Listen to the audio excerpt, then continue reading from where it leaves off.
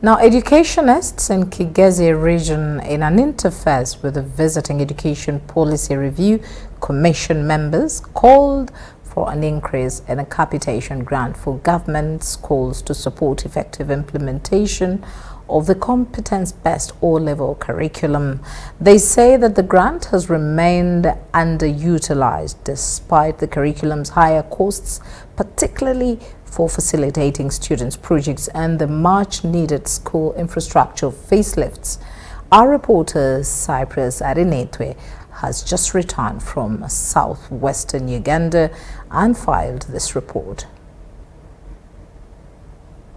The new curriculum, which emphasizes a shift from a teacher-centered approach to a learner-focused pedagogy, emphasizes group work, peer learning, and project-based activities. However, its effective implementation is allegedly hindered by the insufficient teacher training received during its initial days of rollout and inadequate funding.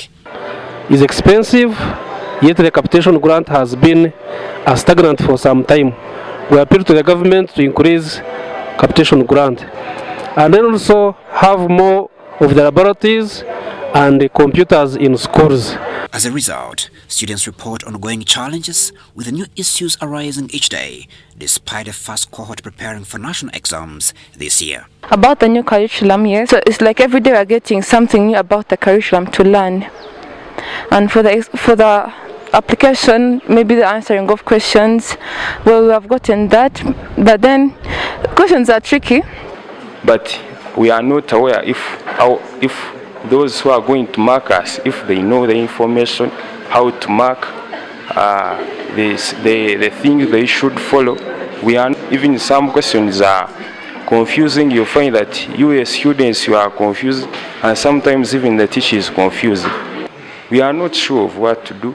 We are not sure for sure, because every time we are seeing new information from UNEB.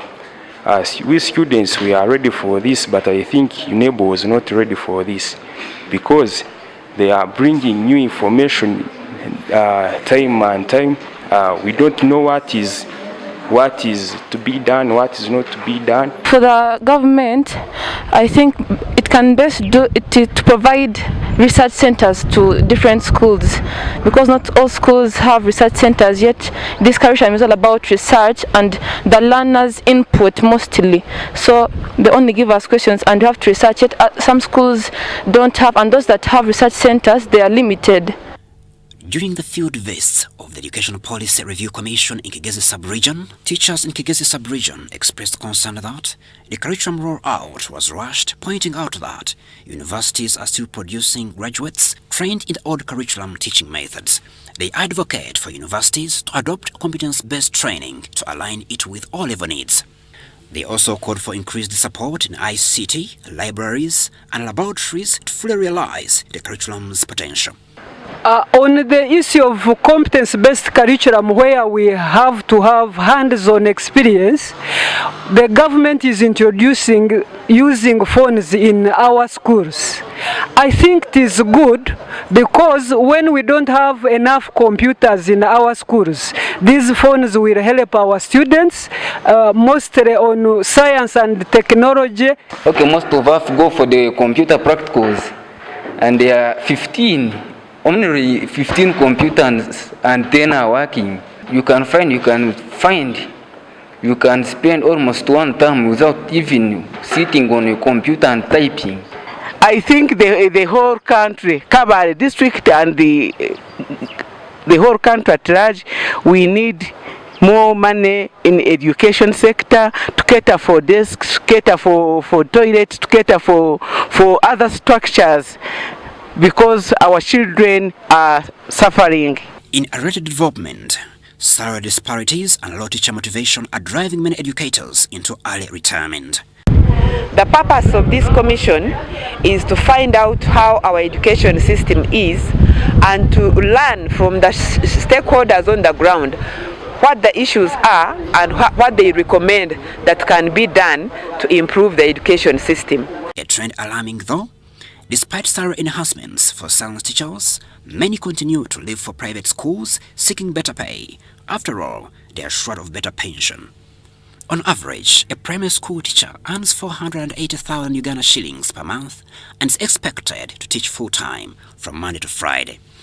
Educationists say it is unrealistic to expect quality education when teachers are underpaid.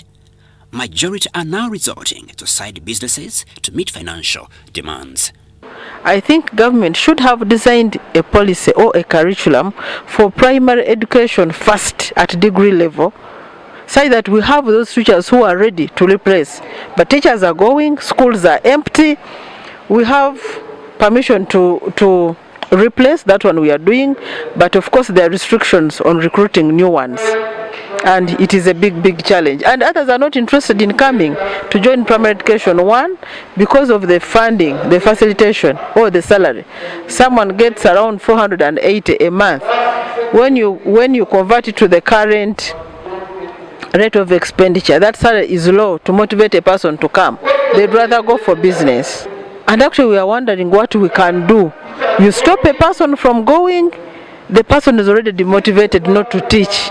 So imagine holding a person who no longer wants to work because you don't want them to go. So we let them go and we go to advertising and look for new ones, the young ones. We have nothing to do. This money is not enough, because education should be the key to the development of a nation. So if you just handle it the way I have seen it is being handled, I'm sorry, we are not going to get quality education. The teachers are running away from education because they are not treated equally. And even these are science, these are arts. Even art is very important in education.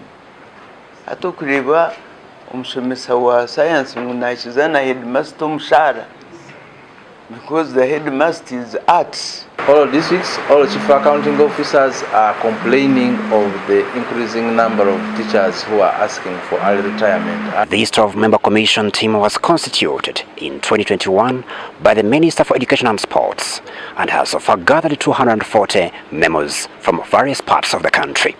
This week, the commission has had visits in Ankole and Kigezi sub-regions. Christmas and Nitwe here at the beautiful shores of Lake Bunyonyi here in Kigezi. Thank you very much there, Chris.